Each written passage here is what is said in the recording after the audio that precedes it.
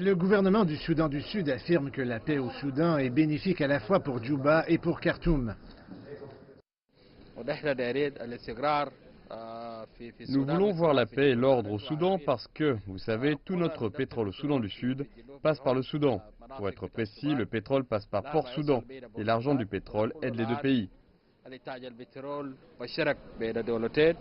Certains Soudanais vivant à Djouba réagissent à l'annonce de l'offre du Soudan du Sud de jouer un rôle dans le retour de la paix au Soudan.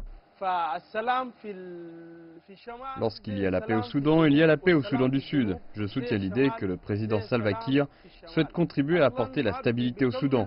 Nous formons un seul peuple. Le gouvernement du Soudan du Sud a déclaré que même s'il n'avait aucun lien économique avec le Soudan, il proposerait toujours de contribuer à une transition en douceur au Soudan. Le peuple du Soudan du Sud est lié au peuple soudanais par le sang, son histoire commune, sa frontière commune.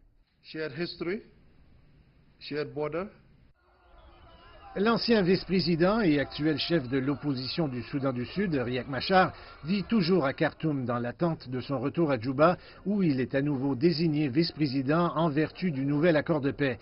L'ancien président soudanais El-Béchir a aidé à négocier ce traité il y a 7 mois. Selon des experts, la proposition de Djouba de négocier une transition en douceur au Soudan consiste à protéger son propre accord de paix, qui est déjà en retard en termes de mise en œuvre, et le chef de l'opposition, Riek Machar, demande le report de la formation d'un gouvernement d'union nationale prévu pour mai.